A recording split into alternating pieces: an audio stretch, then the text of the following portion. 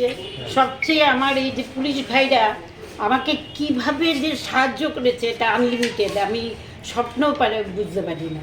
কেননা আমি কামারচুমনি রানিং অটোর থেকে আমার থেকে নিয়েছে, কিন্তু আমি তো মধ্যপাড়ার বাসিন্দা, আমি ওনাদের থেকে সাংঘাতিক অপারেশন পেয়েছি। অনেকে বলে যে ওসি রুমে ঢোকা যায় না, তা পারমিশন লাগে। আমি ওনার কাছে এসে নিজের ভাইয়ের মতো সমস্ত কিছু আমার মনোযোগ বলেছে। আর ওরা অক্লান্ত পরিশ্রম করে এই 2 মাসের মধ্যে এই আমার থানার পুলিশ ভাইরা আমাকে এটা উদ্ধার করেছে। মধ্যপাড়া থাকি, আমি মধ্যপাড়া থেকে কামারচুমনি ফুল আনতে যাচ্ছিলাম।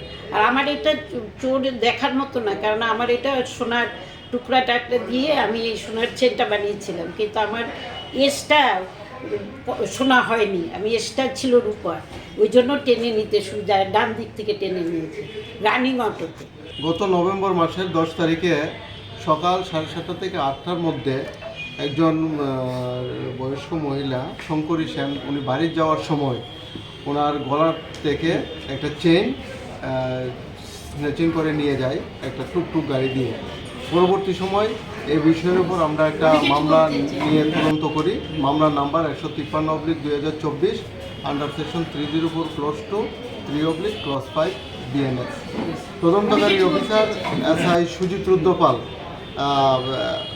তদন্তের সময় দেবব্রত দাস নামে তাকে অ্যারেস্ট করে এবং তার টুকটুকটা আমরা সিজ করেছি এবং চেনটা আমরা উদ্ধার করতে সক্ষম হয়েছি। এবং যে চুরি স্ন্যাচিং করেছিল দেবব্রত দাস তাকে আমরা কোর্টে প্রেরণ করেছি।